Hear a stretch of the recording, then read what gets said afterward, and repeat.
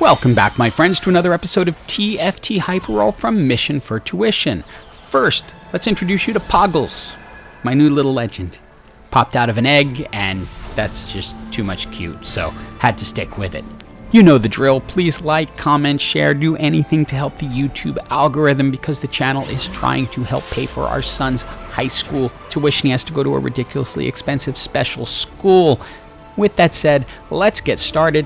This was a cool game because it started off with a Tactician's Crown, which gives you all kinds of different things you can do because now you can expand the team beyond the regular 9. The game, as you can see from the collection of champs I have at the bottom and then the augments I get, was really not wanting to commit to anything. I'm going to go ahead and re-roll these augments. You only get 1 per game, but I get Thrill of the Hunt, so I'm okay with that. Then I'm looking at what I've got, and I realize I can make a Nomsy with Heimerdinger and Tristana. So I decide, you know what, since we already have an extra player on the board, let's get an extra player on the board. So we're going to have more than most. And I'll save you all the crazy rolling and whatnot. I was finally able to put together the beginning of a Revel Cannoneer trainer team, which I have done before. But it's a pretty simple build, but it'll work out really well, especially with the Tactician's Crown. Loaded dice is always tempting to me, but with a needlessly large rod, I can use the bow and make a Rage Blade, which will speed up Jinx's attack, which will mean she's triggering Cannoneer and Revel more often, so good to go. And let's speed this up because the early game should be pretty well in hand. Jinx is going to be putting out a lot of damage with both of her Cannoneer and Revel traits and just being a decent unit. You can see she's leading the damage charts. And again, we're just keeping this sped up, but showing you all the fights just so you can see how it goes. But with these buffs, this team, and extra player on the board, it's really not in doubt how this is going to start. The second item I usually like to have for Jinx is a Spear of Sojin, so I go ahead and grab the BF sword at this point. Again, it's about having her cast more often so she can trigger Revel. You'll also see why I like taking Thrill of the Hunt so much when I get the opportunity. Although this is only the 400 health version, this team has an Elise who, if your team gets low, can absolutely devastate them. But since Jinx keeps healing 400 health with every kill, she's not low enough for Elise to terminate her, and she puts out the spider. Next augment is an easy choice. It's a Cannoneer one, so we're going to go ahead and grab it. And those of you who are saying, Artark, you've done this build before, we've seen it, don't worry, things are going to get more interesting a little bit later on. We run into a team that is using the build I showcased in my last video with the Swift Shot Bruisers. They also have Titanic Strength, so their Bruisers are extra strong and they're able to get in time, and with Swift Shot are able to finish me off.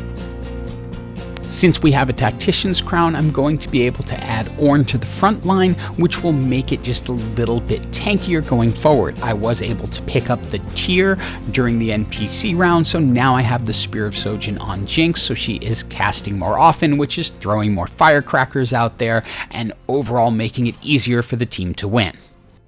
Since Jinx is consistently putting out the most damage on the team, I decide to go ahead and put the Hextech Gunblade on her since it's Omnivamp and it is going to help heal other champions. Between her Cannoneer and Revel damage that she's doing, I figured it was the best use of that item and will keep our frontline and Nomsy up and allow us to win. The final augment is a prismatic level, but nothing I really love for what I'm doing now. I decide to go ahead and grab Preparation because I have another 2-star Jinx on the bench, and I have Tristana's and a 2-star Heimer, and they can be getting the Preparation bonus while I'm waiting for them to get up to 3 stars. We go ahead and add in the Sona to increase the number of Revels on the team, and we're good to go. And as you've seen in previous videos, the Revel buff is really strong, especially paired with the Cannoneer. With this Tactician's Crown, it's going to give us the ability to get them all out there and add in just a little bit extra as well. It's Treasure Dragon time, and there isn't really much that I'm looking for. I have the items I want on Jinx, just with like a little more tankiness in the front line, and the Titan's Resolve will do that for me. So I just go ahead and pick up the first offering. With 2 spots left on the team, I'm thinking once I get Corki and Soraka, this will be complete, because I will have all of my Cannoneers, all of my Rebels, and then the Tactician's Crown will allow me to add in that extra healing that will keep me at the top. Our NPC gave us lots of goodies, and I debated with getting a second Dragon's Claw, but the Gargoyle Stoneplate going on Ornn will just make him even that much stronger. We can take a second Archangel Staff and a Hextech Gunblade and put it onto Sona, and this team feels really unstoppable at this point, especially when we get our 3-star Jinx with full preparation. We had a second Tom Kench taking up space, so we can add in Soraka, and now we get our healing as well. And now watch the impact Thrill of the Hunt has on a fully prepared 3-star Jinx with these items. This match is going to look ugly for a moment, because this team does have a lot of power, and they take out everything but Jinx. But that healing keeps her alive long enough that she's able to finish the player off. Now, one of the nice things you can do with preparation, if you ever decide to pick it up, is if you have a similar unit sitting on the bench, you can swap them out, and now the stronger unit goes in its place. Okay, and now's the point in the video where you're going, Artart, you promised this wasn't going to be just another Revel Cannoneer build, but you have 19 health, and yeah, you had the Tactician's Crown, so you got Soraka, but what's different here?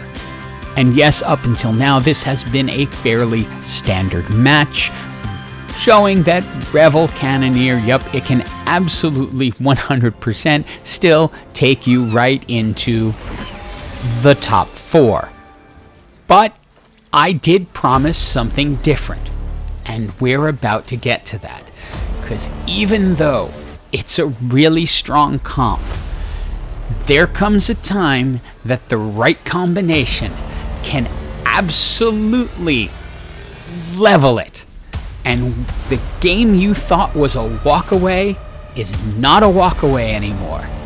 And so I decided at this moment, it's time to make a radical shift and pick up Ao Shin, which I had not used before today. But I felt that the items that I currently had on Jinx would be really good items. So I got rid of Heimer and went down just to 2 trainers. Got rid of Senna, so I'm 1 less Cannoneer, and took the Jinx items, put them on Ao Shin, and said, let's go. Now this swap was made a little bit easier because I already had Ornn in the game as another bruiser, but he's also a Tempest, so this automatically gives me 4 Tempests. These items allow Ao Shin to cast early, often, and heal the team at the same time, and as you can see, it's incredibly effective, and he can just delete a team. This was the team I was specifically aimed up against because they were able to take out the rebels really quickly, because Zoe being able to knock us all up, and then Aurelian Soul being able to create those big bombs of deletion were a problem, but not so much anymore. And I said in my original video on this season that I was not a huge fan of the dragons, but I do see how they work in and where their place can be. I still remain a little bit more of a fan of the builds that I start from the beginning and then don't look for a giant rescue at the end, but I see how it all works, and I've used it more than once. Ao Shin can come in, and even as a bronze, completely delete an entire team and change a 4th place to a 1st place pretty much single-handedly. For items I like Rage Blade and Spear of Sojin, they work really well, and then some type of either healing or damage amplifier. The Archangel Staff does work really well, depending on how long the match is going to last. But you can see just how incredibly effective it is, and I'll have another video coming out maybe in a week or so about just an insane game with a pivot that ended up going to Ao Shin.